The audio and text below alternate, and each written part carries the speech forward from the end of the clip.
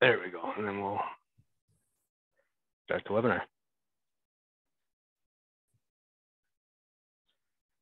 All right.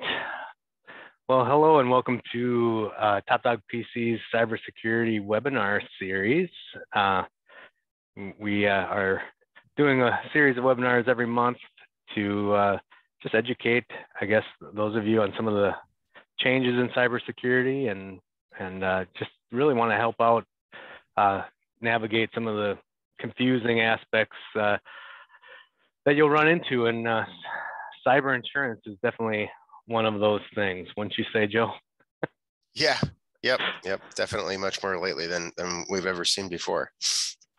Yeah. So today, this is our second one on actually, we've done a few on cyber insurance. Well, we did one last month as well and covered kind of an overview of cyber insurance. But now we're going to be talking a little bit about everything you wanted to know about completing a cyber insurance application, but you're afraid to ask.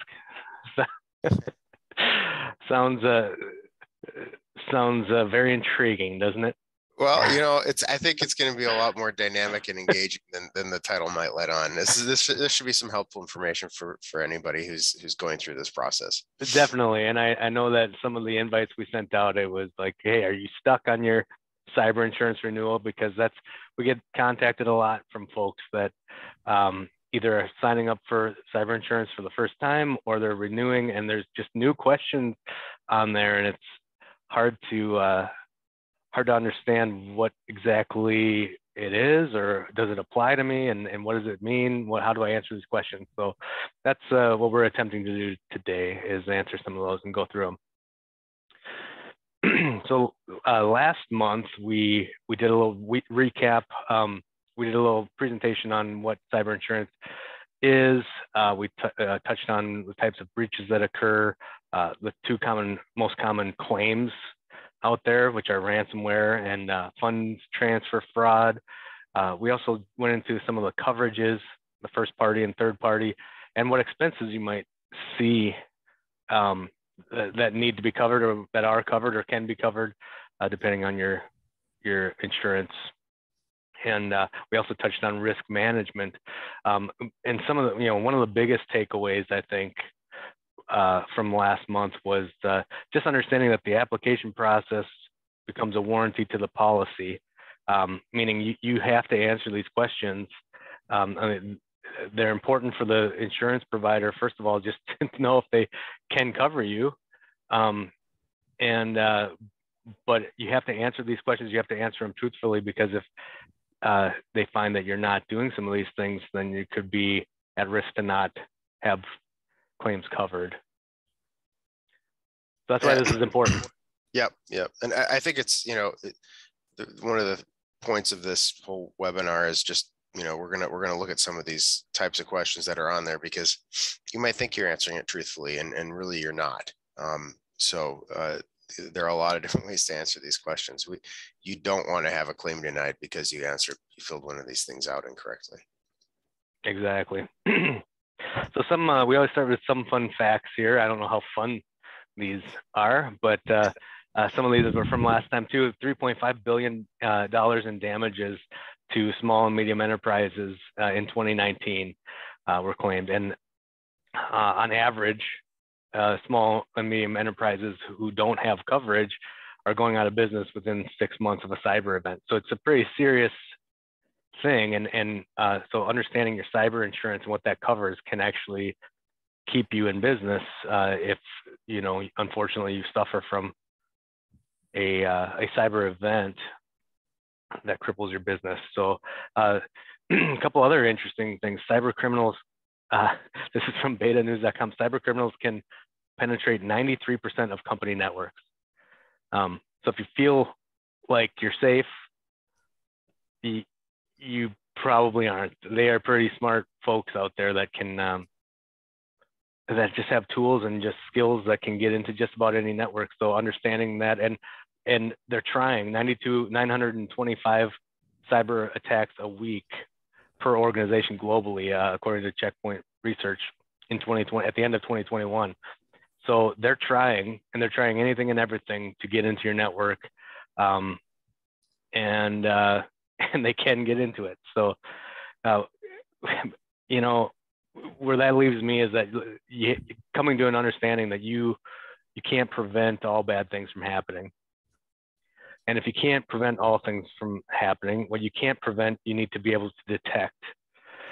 And what you detect, you need to be able to respond to. And this is a part of a healthy information security program for your business. You're not going to be able to prevent everything from happening, so you need to have a plan. And cyber insurance is not an incident response plan, but it should be part of the incident response plan. And that's that's why this is important. Cyber insurance applies to everyone, all businesses. You should be considering cyber insurance and how it's going to play a part in an incident response plan, because you will have an incident to respond to at some point, and you'll want to know how this fits in. So that being said, then you go and you look for you shop for some cyber insurance, or you go to approach your agent to renew a cyber insurance policy. And here are some of the questions that we're starting to see. And Joe and I get approached all the time from companies saying, "Hey, this is my cyber insurance policy renewal questionnaire I have to fill out. We need your help filling out these questions, answering these questions." And it's not for us to answer these questions for you, but it is something we can help consult on and help you understand what they mean. And so we've got some clips of some actual cyber insurance applications that we've come across and some of the questions that are part of these. This is so exciting. So we'll fly through these. You'll get the point very quick. But one question you'll see often is, do you use two-factor authentication to secure all your cloud service providers that you utilize? So all your services online, Amazon, Google, Microsoft, Azure, do you use two-factor authentication? And I'll do the next two too, because it all makes the same point. Do you use two-factor authentication to secure all your domains and network administrator accounts? Do you use two-factor authentication to secure remote access to your email accounts? Multi-factor authentication is important. Yeah. I mean, and it seems like, everyone understands, let's make sure that we put this in Office 365. They've got it as an option in there, but a lot of people don't think about it for other things, like you're talking about here, like domain and network admin accounts. Essentially anything that's privileged, the recommendation is to have multi-factor authentication. Anything that's allowing anybody external access to your internal data, protect it with MFA. And that's what we're seeing the question. It's best practice, and the questions are coming that direction. Yeah, and if you see this, and I mean it's pretty common out there now, but if you see these questions and you're wondering what exactly is two-factor authentication, we've covered this before, but if you're still wondering, how do I do this? There's a lot of times there's free services built into cloud service providers that you can utilize. They can set up. You just have to set it up, And if you want something that's kind of across the board, there's solutions where you can have kind of one multi-factor authentication provider service that handles it for all of your accounts, internal, external, email, and everything. So it can kind of streamline it. We might touch on that a little bit later. Some more questions from this one is, do you use endpoint detection and response or next-gen antivirus software? And it lists a few names of some of those out there, but they want to know, are you using these to secure all your endpoints? So what is endpoint detection and response? Is the antivirus I've used, since I started my business, is that good enough to answer this question? Chances are probably no. Chances are probably no. Yeah. I mean, we'll get into what EDR is in a little while here, but suffice to say, it's not the free Avira antivirus and AVG, and most likely not the built-in antivirus that came with your computer. Correct. Now they get into, hey, how long do you expect it to take if you were to recover from your backups in the event of a widespread malware or ransomware attack within your network? Can you answer that question? You know, this is a great question just for you to know about your business, you know, and they're asking it because they're trying to figure out, you know, what the exposure is on this risk, but you should be asking it for yourself anyways. Do you know, how do you figure that out? And then they ask about training. Are you actually providing information security training that includes social engineering training? And are you testing with phishing simulations? You know, what are those? Do you have something in place that can do this for your business? Yeah, employees are a great way to, you know, attackers like to go after employees. You know, they see if you've got good defenses up, well, let's see if I can get somebody to let me in the front door. Definitely. Okay, some more questions you might see. Sorry for the quality on this. It was actually just a scanned document here, but this questionnaire for a cyber insurance application is asking, do you conduct vulnerability scanning of your network perimeter? Do you know what that is? First of all, what is that? And you know, how often are you doing that? And then they move on to, how often are you conducting a penetration test? Well, what's the difference between a vulnerability scan and a penetration test? They'll want you to be able to answer these questions truthfully about your network. And I'll just pause there for a moment. I've definitely had, you know, jumped in when somebody has checked the boxes on these things, and you know, we've had to help provide guidance on them. It might be worth explaining what those are, right? Yeah. So a vulnerability scan of your network perimeter. Well, it's a vulnerability scan. It is in the description. Really, it's scanning for vulnerabilities, known vulnerabilities. It's scanning all of the ports on your network, and in this case, they're saying your perimeter. So that means the outside of your network. You know, you've set this network up from the internet, looking in on your network. If I scan your internet IP, what am I going to see there? And if there are any services listening, are any of those services that are listening, are there any known vulnerabilities for those services? And that's what vulnerability scanning does. It just reports on those. Mm-hmm. Penetration testing goes a step further. It might look at those vulnerabilities, and then it will see if it can maybe exploit them. It might even go even farther and say, can I exploit their employees? Can I try to get their employees to click on this phishing email and then get me access into their network? So yeah, yes, one of those costs a little bit more than the other to do. Definitely. And with penetration testing too, I mean, not all of them are the same. There's a scope that you determine at the beginning. So you can do a lot when you have someone actively trying to figure out ways to penetrate your network. And it's important to know what the scope is of that, where vulnerability scanning is more automated. This application actually does had just a section of checkboxes. Do you have these things? And so we'll cover some of these as we go along, but it's asking, do you have application whitelisting? Do you have data loss prevention, email filtering, intrusion detection systems, perimeter firewalls, you know, employee awareness training,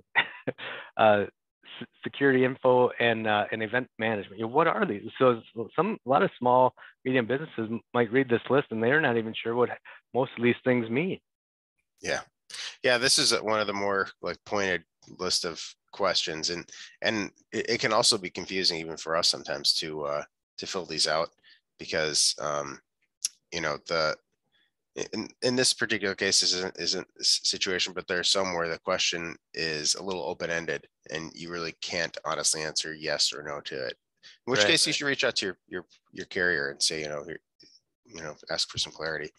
But yeah, I mean, there's a lot of products that are listed in here, and there are some that just, they don't make sense for a small business. Like the product just doesn't exist for you, at least not at a price point that any small business would be expected to implement. So understanding what these are and understanding what they mean.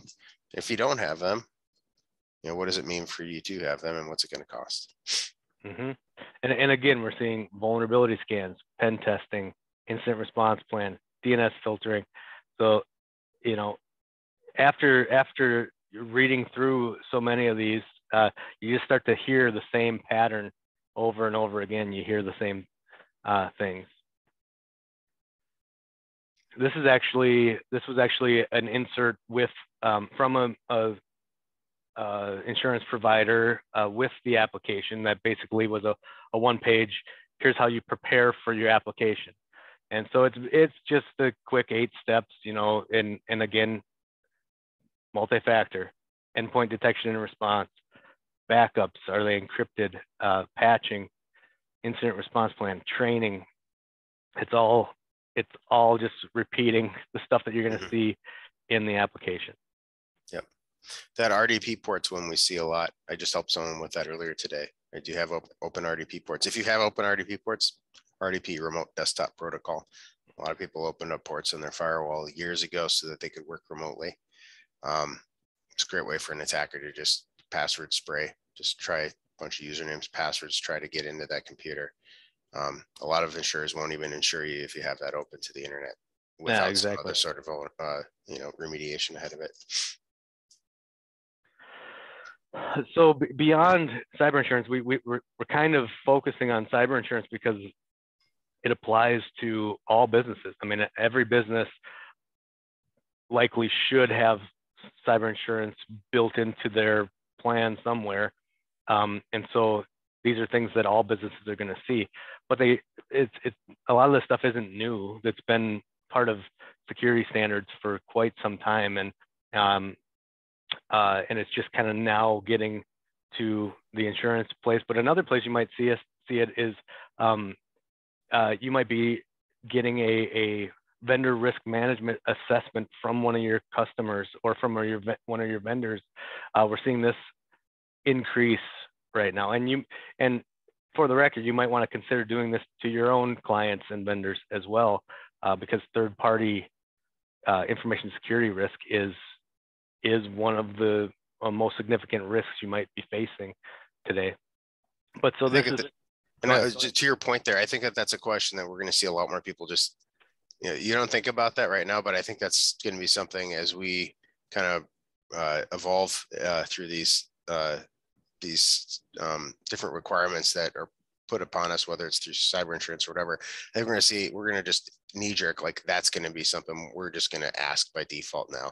When we're starting to work with a third party, like, all right, well, we need to see a copy of your information security policy. We're going to have a list of probably a dozen things that we just need to have from them. And that'll just be a part of doing business with any third party that has access to our data.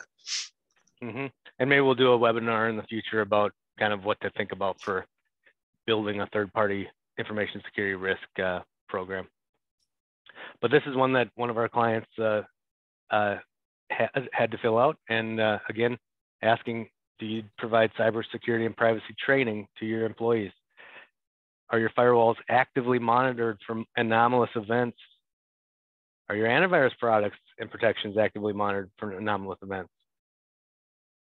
When was the last time your company conducted a third-party risk assessment? Do you have do you perform ongoing vulnerability assessments and pen testing? I'll go back to that, but so these are things that they're going to want to know about you, because it's going to give them an indication of the risk that you provide to them, and you'll have to answer these questions. Joe, as you look through these, what it talks about firewalls actively monitored for anomalous events and antivirus products. What exactly, there's a difference between just having a firewall and an antivirus. Right. Yeah. What exactly is it saying here? Yeah, I know it's for someone who's just filling this out, well, yeah, I've got a firewall, I've got antivirus. But yeah, actively monitored is what they're looking for, right? So, if your firewall is getting,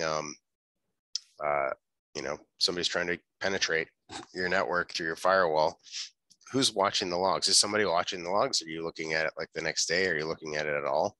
Actively monitored. Well, to me, that probably means somebody's looking at them in real time.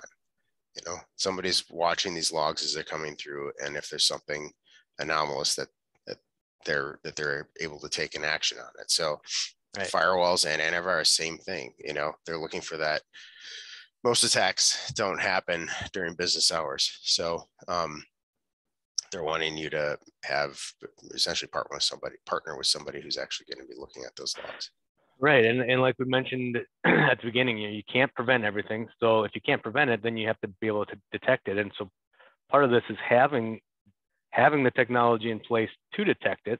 So having a firewall that can actually detect these things, and then making sure that, okay, now it can detect it, but now, how are we going to know what it detected, and then what to do with that?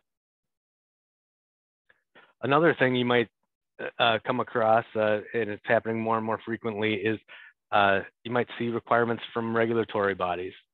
Now, whether you do business with the government or you do business with someone who does business with the government, because a lot of these requirements are trickling down the chain, and you might be asked to fill out, again, some questionnaires of how you're protecting data that you might come across by doing business with that person. HIPAA, so if you're in the healthcare field, you're quite aware of HIPAA. PCI, if you take credit cards, all these things, you're seeing questionnaires and assessments that you have to answer for your own company to be able to be compliant with these. And so here's just a few. This is straight out of NIST, so this would be under like the CMMC. If you're doing business with someone who has these requirements, you might be required to have them as well. So employing the principle of least functionality by configuring organization systems to provide only essential capabilities. How do you do that? Well, what does that mean? First of all, some people read that, well, what does that mean? And then once you know what it means, how do you even do it? Apply deny by exception, blacklisting, and whitelisting unauthorized and authorized software on your machines. For some smaller businesses, you don't even have a list of what software is authorized. You don't even know that. You have to start with that question. Well, what are we allowing on our machines, and what do we not allow? And once you figure out what you don't allow, how do you track that, and how do you actually enforce that? Again, incident handling. Do you have something that includes preparation, detection, analysis, containment, recovery, and user response activities?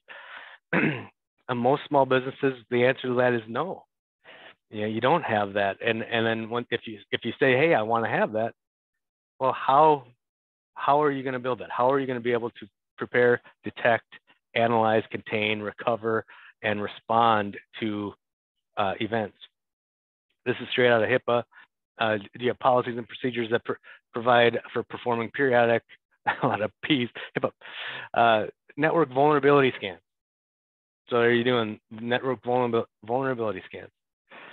Intrusion detection systems. Are you able to detect a threat if it's happening? Are you able to identify and respond to suspected or known security incidents and mitigate those incidents? Do you have that capability? And so these are, all this to say, we go through all this, and you start to hear common themes. And this is, for folks like Joe and I, who have been in this field for ages, feels like, a lot of this stuff is kind of common knowledge to us. Maybe we didn't, but for a small business, these things might be new, and you're hearing it over and over and over again, and we're helping people over and over again with these questions. And so you probably heard from some of those things, some common themes: end user security training and awareness. There's a difference between training and awareness, by the way.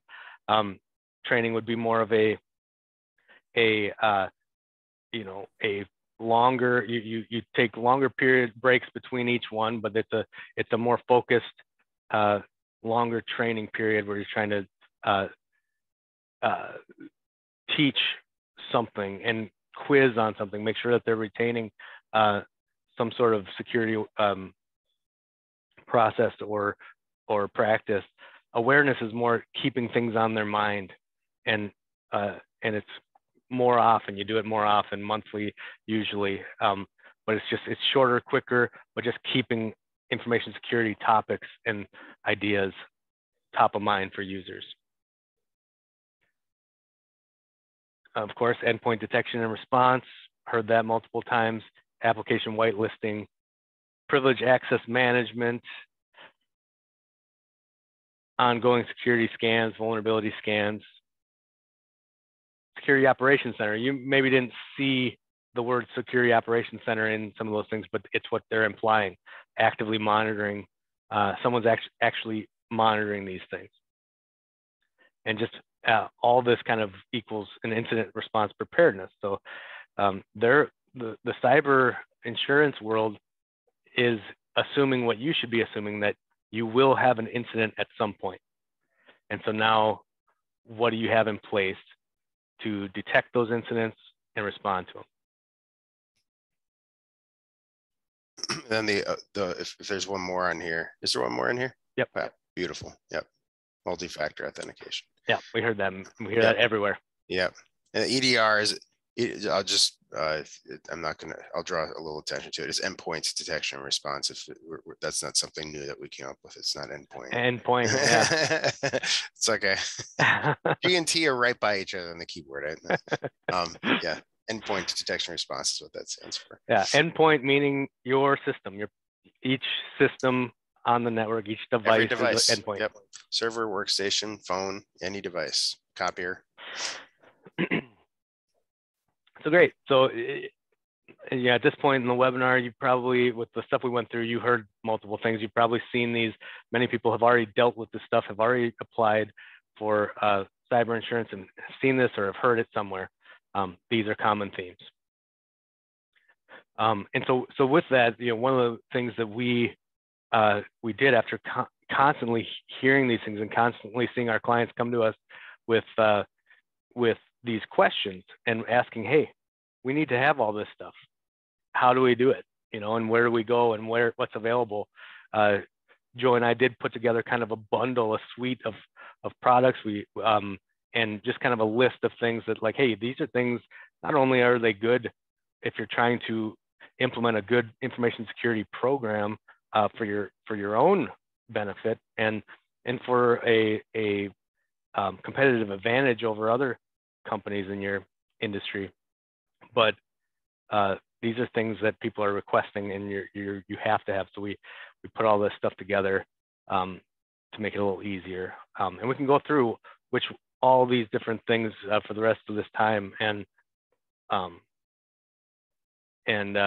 explain kind of what it connects to with your cyber insurance application. Yeah, and I'll just, one other thing I'll point out.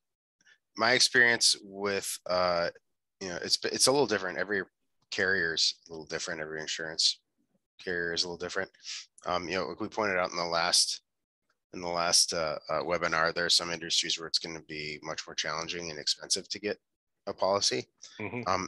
There are some where they will give you a policy even without these things, but obviously your premiums are going to be much higher because you're higher risk. And there's some that are just going to say, no, sorry, we're not going to cover you if you don't have these things. At the end. Yeah, and I also like to take, before we go into each of these is because I don't ever like being told doing something because I was told to do it. And that's what sometimes it seems like where people are getting put in this position where it's like, well, I'm being told by my cyber insurance provider I have to have these things or else they won't cover me. Or I'm being told by the government that I have to have these things in place. So, but as business owners, we don't want to make decisions just because we were told to. We want to understand them. And most importantly, we want to understand how they actually are valuable to us, how they actually improve my business or make things more efficient or more, secure, and why that's important to me and my business. So I think that's an important piece as we go through this is, what is the value of each of these things? Not just which box does it check, because it does check a box and that's part of the point, but nobody wants to run a business just checking boxes. We want to do valuable things. So that being said, Joe, you can maybe go through these. Sure. We'll start at the left and work our way around the wheel. Okay. So awareness and training, I mean, that's some of our customers, we've been bundling this for a while or more recently, and you may have this whether or not you're on you have our assured security program, is what we call it. But yeah, this is, if you don't have it, we're going to make sure you get it as part of this. And it's just, it's a very customized security awareness and training program that's, unique to your organization, unique to your culture. And it's managed and built internally here, along with somebody that the representatives from your organization, to make it unique to you. There are a lot of different modules available, a lot of different training tracks available. And, depending on the industry that you're in, there are some that are specific to what your industry is too. So really cool product, really cool platform, really customized. That's really the point I want to get across there. And well, and it includes phishing simulation. Yep. It gives you that feature that is very valuable, because it helps you measure things, right. Is this succeeding? Are users learning in an environment that isn't, you don't want to learn that someone's not quite learning some of the stuff with an actual phishing event. Right. Right. So you put them through the training and then you test them, but they don't really know they're being tested. And it's trackable to know who actually is clicking through on these phishing emails that you're sending out. It's a good way to keep people's antennas up. Well, and you can see why cyber insurance would be interested in that, right? I mean, do you have clicky people? Mm-hmm. And if you don't know if you have clicky people, which, by the way, we're all clicky at times. Mm-hmm. It's important to know that people might be clickier than others. I think I just created a new word with this. But some people are clickier than others, but we can all fall from these things. No one's immune to clicking on something that they shouldn't. These are very well-crafted attacks usually, and so you can see that even though, like, they want to know that because they want to know what kind of a risk you are, but you should want to know that too. Do we have an employee that needs a little more guidance on this so that they're not clicking? Because even if you have coverage, so you might be maybe not as much of a financial risk because your insurance will cover it, you still don't want to go through that. I mean, who wants to waste time having to go through some of the stuff that could have been prevented by a user just knowing a little bit more about how to detect a phishing scam, Yep. Yeah. One of the things I've seen is just, turning everybody all your employees into security sensors is what that can do. You're raising the bar a little bit there. And if you want to use a computer in our organization, we're giving you access. Part of this is, before you really get to do anything, we're going to make sure you go through this training. Mm-hmm. It's really great. It's a great product, really cool. It's best in class, and we've been really happy with it. Well, and another benefit, just to throw out there quick before I move on, is this will help build this culture in your organization that users report when these things happen. Right. You want to create a culture where like your staff is comfortable saying, "Hey, I clicked on something," because the last thing you want is a breach that isn't detected because your employees either don't know what to do to report it, or are scared that they're going to get reprimanded for it. But you don't want those scenarios. You want to know that this incident occurred so that you can respond. Next. All right, vulnerability scans. We kind of touched on these already, right? This is just, we're scanning for vulnerabilities. I mentioned it from the internet, right? So we're looking at your company's IP or IP addresses and looking at what services are listening there. We're doing that with this, but we're also looking at kind of the GUI center, the rest of your network as well. We have really good insight into all the computers that we manage for our clients. So, workstations, desktops, servers, that type of thing. We don't have great insight into things like printers and switches and, random Internet of Things devices and wireless access points. We don't really see what's going on with those as well until we log into them manually. There is some reporting here and there, but this basically this is looking at all of those devices too. Is there a vulnerability on your printer that will allow an attacker to gain a foothold on your network? This is going to let us know about that. It's going to let us act on it and resolve it. Yep. DNS filtering. With firewalls we've put in at the majority of our partners' locations, we've got this going on already. DNS filtering filters out known bad websites, known bad like botnets, those types of things. Giant databases of IP addresses and servers that have been known to have been hit, just making sure that you can't access them.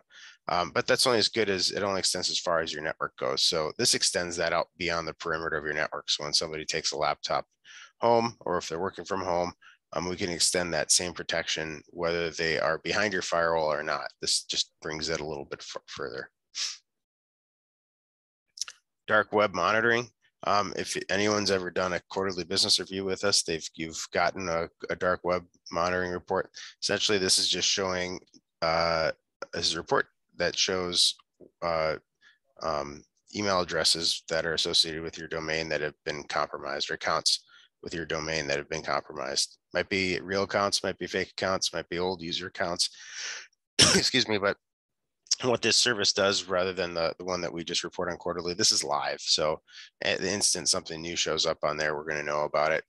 It also gives us the ability to add in your internet IP address, any C-level executives that want to have like their personal Gmail accounts, that type of thing added in there. It's really interesting to see on those, the common, Gmails and Yahoos and Hotmail accounts of the world, that how often those have been hit in different breaches. So knowing where those breaches were, what was taken, what password may have been used, and if you were in the habit at any one point in your life of recycling passwords, making sure that those passwords get reset. Yeah, very good. Endpoint detection response. Have we mentioned this before? Yeah, it's all, yeah, EDR. So EDR, I didn't really get too deep into what EDR is, but let's just consider it kind of the next generation of antivirus software. It's the current generation of it. Whereas antivirus, the intent or description of antivirus software is that it's searching, or it's working it's looking for viruses, known viruses, virus signatures, that type of thing. EDR does that as well, but it goes a little beyond that. And it also is looking at the applications that come with your operating system, that come with your computer, like PowerShell, and how they're interacting with other applications on your computer and the internet. Really common type of attack that we've seen is like email attachments with like a Word document, and you open it up and there's nothing in there other than something saying, if you want to view the contents of this email, click on the enable macros button up at the top of the screen. You do that and it launches PowerShell, and it downloads a malware or an encryption utility, and you're suddenly hit with ransomware. So EDR is looking at the behavior of applications on your computer in addition to just looking for straight up viruses. So that's why they're looking for that, because the more sophisticated and frankly common attacks now are using those methods. Yeah, and this directly connects with the question that we went over previously about antivirus detecting anomalous events, right? Yep. Application whitelisting. So this is a newer thing for us. This is something I think that traditionally has been really hard for the small business space to achieve. Microsoft provides some method, some ways for you to do this, but essentially you're whitelisting. You're saying this is a list of programs that are allowed to run on my computer or on the computers in our office. It's really hard to do this because when we turn on our computer, there's so many programs that just run to get it to work.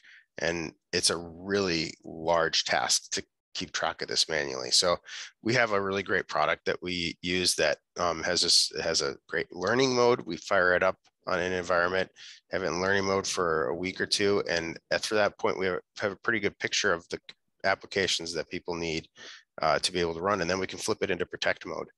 What that means is that once it's in protect mode, people are going to run their same applications that they use every single day to do their jobs. But when they click on that, if they accidentally click on that button to, download the content of that Word document that is really just malicious, sure, it might be able to download that executable, but it will never be able to run it because it's just going to be denied. On that same point, it's also going to make it so that if somebody wants to be able to run something that they've never run before, it's going to stop them from that too. But gives us the ability to grant access to run those things and add them to your list of approved applications. So really locks down your network. Yeah, and hand in hand with that.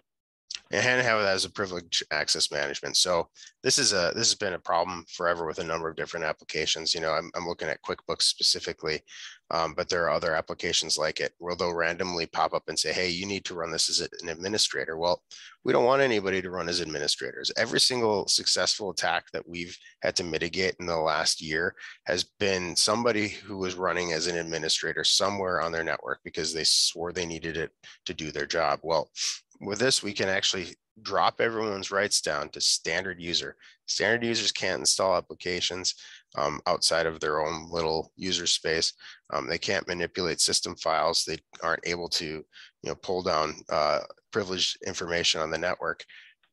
This allows us to say, hey, you know what, QuickBooks, yeah, you need admin rights. We're going to grant you admin rights to run this one application, this one time, and we're going to make sure that it can't even access, we can restrict what it has access to on the network. Some really cool stuff. Also lets us lock down, lets us see, one of the things that we see a lot, if it's not even when there's an intrusion necessarily, but a file gets deleted on the network or gets modified. Who did this, or did somebody hook up a USB drive to their computer and download something? We have insight into all that stuff with this. So it's very cool. Yeah, that's very really powerful. Mm-hmm. And last but certainly not least. Yeah, so this is kind of I look at this as kind of the glue that pulls all this information together, the managed SOC Security Operations Center. So all of the data that, from a lot of these different products, the EDR and whatnot is getting sucked into this kind of central logging place. They call it a SIM, which you'll see again, we've seen this on cyber insurance. Do you have a SIM, SEIM? But really it's just a centralized security logging database that has some intelligence on it. It's filtering out the noise, and it's bringing to the surface the things that might be important. There's a ton of logs that are being generated on a regular basis. We have all this stuff going to a SIM that's in the cloud that's hosted by a security operations center. It's based in the US. There's one location in Texas, one in Florida. And this is butts and seats 24/7. This is the stuff that they're talking about. Are you being actively monitored? So these are good guys that are looking at the logs on your system for bad things going on. And we have deployed this. In fact, we have one version of this on every server everywhere. If you are one of our customers, we have a version of this on your servers. This is at our own expense. But this one here is a little bit more advanced. If they see something bad going on at 3 o'clock in the morning, they can hit a button and take the machines offline that are affected, and they have the power to do that. And I mean, they've called us when they see things that are suspicious. They give us a call. We've had them,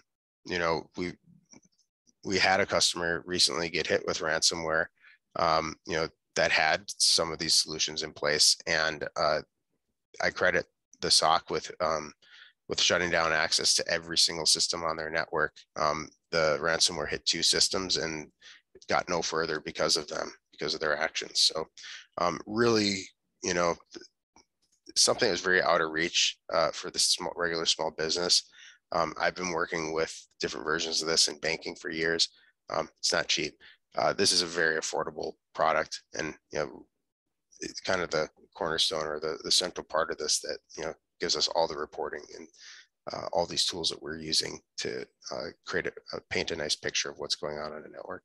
Yeah, and again, you can see why cyber insurance would be very interested if you have one of these. I mean, because in essence, you are transferring your cybersecurity risk to your cyber insurance provider, and so they're going to want to know what their exposure is. But beyond that, it's important for you, right? Because if you have someone that can respond, that's the big piece of this, is that you actually have someone detecting these things, and they have the ability to respond and prevent the spread of these incidents. This is very significant to your business, whether you have cyber insurance or not. How quickly can you get back into business, and how much does a day of downtime cost you, whether you have cyber insurance or not. Cyber insurance might help cover some costs of remediation, but you want to get in business, so this is very significant to the business. Yeah, I'll say this with information security is not inexpensive to deploy. All these products, they cost money. There's the human element. But to your point, what does it cost you a day of people not working? What does it cost to your reputation to have all of your data, a ton of your data sucked out and placed on the dark web or on the internet? These are dollar amounts that are maybe a little difficult to quantify, when you get into that. But, there are attacks here that can completely cripple a business and shut them down, so that they're no longer ever going to operate again. So it's an investment. It's something of an insurance policy, if you will, because it's a security system or something else. But it's costs a whole lot less to do something like this than it does to remediate. Yeah, and we'll wrap up with a few add-ons to consider as well, because this is a suite of products that we bundled together. That's why we focused on it this way, is that we actually have built this, and we can implement this to our clients and very easily. We have it all ready to deploy for you. And but this is all one bundle of products. But there's also other things to consider as well. And some of that is first of all, a risk assessment in general. Do you even know, beyond what you're being told you should do you actually have a good grip of what your business information security risk is? And so you can make an actual risk decision on it, because you're not going to prevent. It's not risk elimination, it's risk management. And most business owners understand that on a lot of levels. Information security is just another one of those risks that you have to manage for your business, and you can tolerate certain amounts of risk. Compliance is a part of this. What boxes need to be checked for certain things for your business. Multi-factor is not included in the suite because it gets priced differently, but multi-factor is a huge piece to add to your cybersecurity portfolio. Managed firewall. This is making sure that you do have a business class firewall in place, and that is being managed and watched. And we can actually, like we mentioned earlier, we can actually plug that into the SOC and allow them to have more data to make actions on. And what we started with is cyber insurance. Do you have that yet? Did you know that it exists? We had so many clients that didn't even know that cyber insurance was something, and certainly not something that they thought would be recommended for their plan. So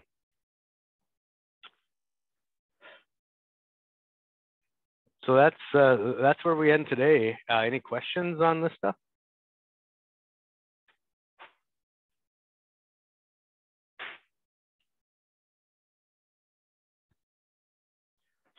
Joe, have you had any, what's like when we've engaged with our clients to start deploying this assured security package, this bundle of suites, what's maybe some of the biggest questions that you've had to answer for them? You're muted. Excuse me, sorry.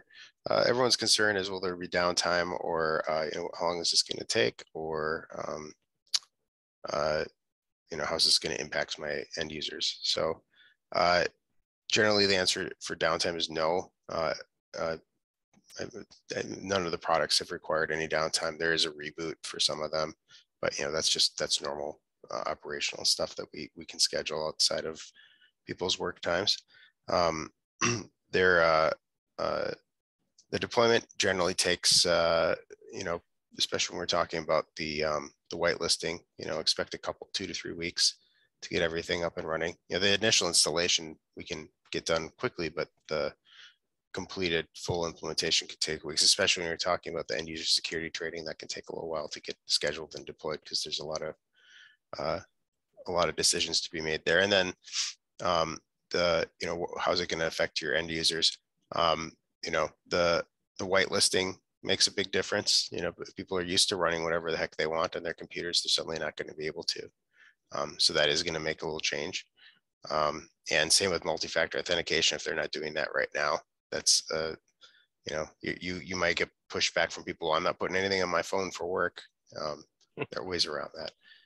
So those are the big things that I've experienced. And I think the time frame is important, because especially if it's being driven by your cyber insurance renewal, right? So if this is your time to renew, and you're like, okay, well, let's get all these things in place, it's not going to happen overnight. And so it's probably best to approach prior to your next renewal, to engage with us or whoever your trusted provider is, to start implementing these solutions prior to the renewal, so you can actually answer those honestly. It won't be an overnight light switch thing. And I don't have any questions for anyone else here. So all right. If you have nothing else, I've got nothing else. Thank you so much, everyone. I think this is good. I'm glad we recorded this too, so we've got this for future availability. We'll be posting this up online. We're definitely, just a reminder, we'll be a resource for anyone who needs help when they're going through this process of renewing or applying for cyber insurance. And did you want to go into the price? I mean, yeah. I should point this out, because it's it's the 28th of the month. We have just a couple of days left here. We've tried to get the message up, but this assured security product, our costs are going up on it. We've been offering it at a relatively low price, $20 an endpoint. It's going to be going up to $25 an endpoint on the 1st of July. We've had this in the works for a while, but like I said, our costs are going up, and we continue to add products to this. We're in version 3 of this already. We keep adding products to it because we think that they need to be part of the suite. We're going to continue to do that as long as we possibly can, as long as we're able to afford it.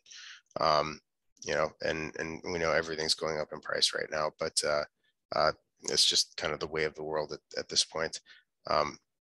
But yeah, I would definitely recommend, if you're at all interested, let us know before the end of the month. Even if you don't get it implemented before the end of the month, if you let us know that you want it, we'll get you locked in on that pricing before it goes up at the end of the week, after the 4th. Sounds good.